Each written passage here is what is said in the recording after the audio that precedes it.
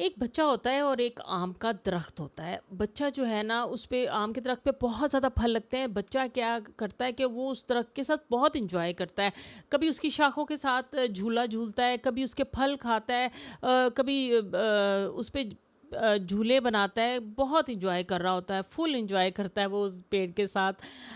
कुछ अरसा गुजरता है कि वो बच्चा आना छोड़ देता है पेड़ के पास। पेड़ बहुत उदास रहने लगता है कि वो बच्चा नहीं आ रहा। वो बहुत मिस करता है पेड़ जो है आम का।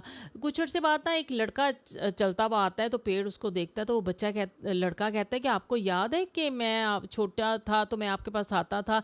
तो पेड़ ये जान के बहुत खुश होता है और बड़ा उसको उसको तवानाई सी अपने अंदर फील होती है। तो वो लड़का कहता है कि मैं बहुत परेशान हूँ, मेरे पास पैसे नहीं है कि मैं अपनी फ़ीस के पैसे दे सकूँ। मैं पढ़ा हूँ लेकिन अब मेरे पास पैसे नहीं हैं। तो पेड़ कहता है तुम इसमें क्या है, तुम जाओ मेरे फल तोड़ो और इसको बेचो और अपनी फ़ीस के पैसे जो है वो कर लो जमा।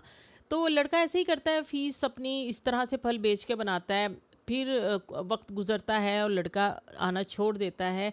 तो काफ़ी अरसे बाद फिर वो लड़का आता है, तो वो उसको दरख्त को कहता है कि मैंने शादी करनी है और घर बनाना है, मैंने अपनी लाइफ स्टार्ट करनी है, तो मेरे पास तो इतने पैसे भी नहीं हैं।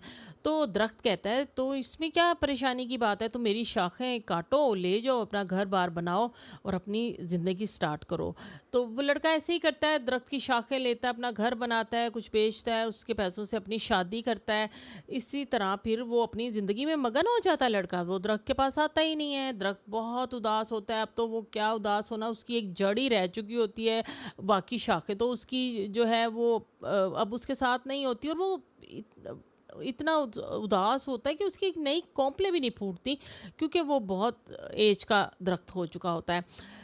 कुछ काफ़ी अर्सा गुजरता है, फिर एक ना बुज़ुर्ग सा शख्स जो है ना वो उस पेड़ की तरफ आता है और कहता है कि तुमने मुझे पहचाना, मैं वही बच्चा हूँ जो कि बड़ा हो गया था और फिर मैं अब इस एज में आ गया हूँ। वो ना उस दरख्त के साथ लिपटता है। तो वो दरख्त इतना खुश होता है, उसके अंदर एनर्जी भर जाती है, तवानाई सी आ जाती है, शादाबी आ जाती है।